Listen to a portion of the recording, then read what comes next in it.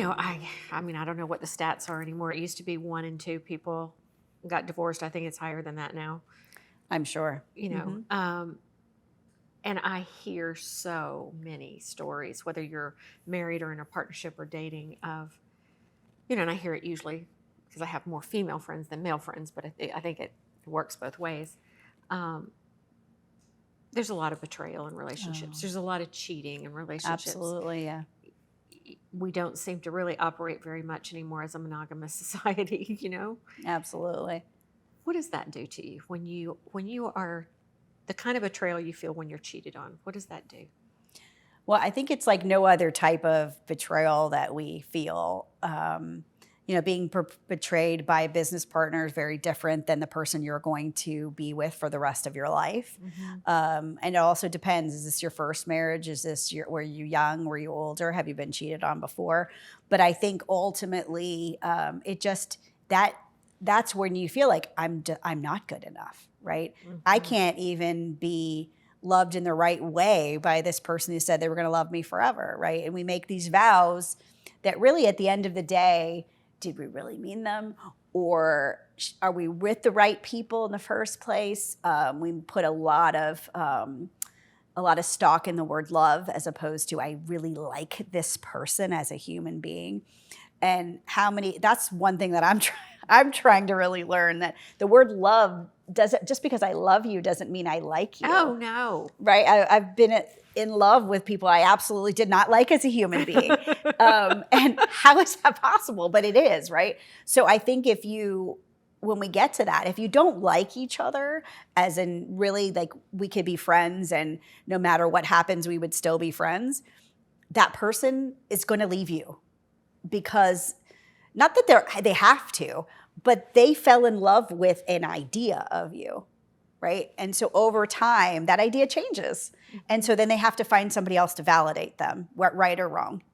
And that's what happens. So that is a huge statement to say, if you don't really like each other, has nothing to do with love.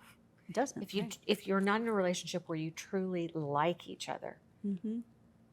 Right. Do I like the person you are? Work. Right. Absolutely. Do I like the person that I went out to dinner with and was rude to the waiter? No. But he's great to me. Yeah. He just told me he loved me. Oh, there you go. Me. But he's an asshole. Yeah. Right. So if I truly cannot sit down and have a real conversation with this person and be in the same room with them and not feel like I have to run away from them constantly, then I'm going to want to build my life with them. That doesn't mean there's not going to be conflicts and everything, but I think that's one of the things is we don't marry our friends. We marry people who fit other things for us, like that part of our dad we're missing or some other core thing. And the things we tolerate from our spouses or don't tolerate from them are very different than what we would from our friends, right? I could say, Teresa, I'm not digging your hair today, right? And not on camera, but you would say to me, Sheri, okay, fine, I'll go fix my hair. If your husband was to say that to you, you'd be hurt, right? So it's very different about how we handle relationships, and I think it's easier instead of me telling you I have a problem with you as a spouse, for me to just go find that validation from someone else. Gotcha. And I think that's what happens. So go back to the betrayal, the cheating betrayal. Where does that? So it goes to that place of I'm just not good enough for anything. Right. I wasn't even good enough for you to stay. Okay. Like you told me you were going to be here forever. I mean, that's not a let's work this job for a little bit together and see you next week. This is every day, all day. Oh my God, I'm trapped with this person forever. That kind of the idea of forever. When people died when they were 50 is different than so scary. They're going to be with you till 100. That's a long time. Yeah. So, but that betrayal is runs into so many different things. that divorce and being cheated on is the same as having somebody in your life pass away. So, I like when my first husband told me he didn't want to be married anymore, I was like, what? That's not, that's after 18 years. After 18 years, I was like, what?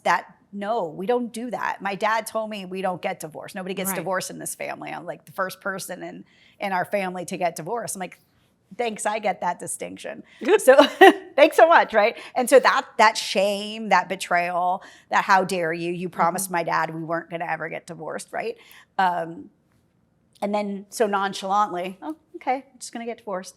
I'm sure it wasn't actually said that way, but you know, when you think about it that way, smacked my head, you know, right? It feels like a stab in the heart. Like, I don't think anybody really understands until you go through something like that. So, and then everybody looks at you like, oh, what's wrong with you? You didn't see what was going on? Yeah. Come on, you had to know. Yeah, I know. I felt all that judgment about James' suicide.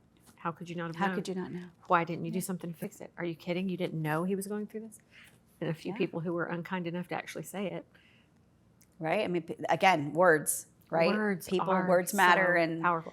Speaking of that, I want to end this on a funny note. Okay. I'll tell on myself, but first I'll tell you how I got here. Okay. So I have a daughter-in-law who's incredibly amazing and has one of, she's just, I don't know how you get that worked out for a 26-year-old. I really awesome. don't. Yeah. And she has been part of my grief journey and been so amazing for me. But in the process, I've watched her grow up from, 21 to 26 and just become, she's just really a worked out young woman. So my son tells me that she jumps up every morning, jumps out of the bed and goes, I'm so beautiful. I love it. That's great. So the other night I was watching the Olympics and I'm just looking at Gabby Thomas, the runner, going, I want to look like that. So I decided I was going to walk around the house going, I look like Gabby Thomas. I look like Gabby Thomas. That's and my awesome. friend said, yeah, not quite. Nothing like bringing it down for just you. pull all that down. But anyway, just a moment of lightness from some people in the world who really do have it together. Absolutely. There you go. That's good. It's nice to know people do. So fun with you today and so informative. Thank you. I think appreciate you're going it. to help so many people. It was great being here today. It was really fun. Can't wait for next time. All right. Thanks. Thank you.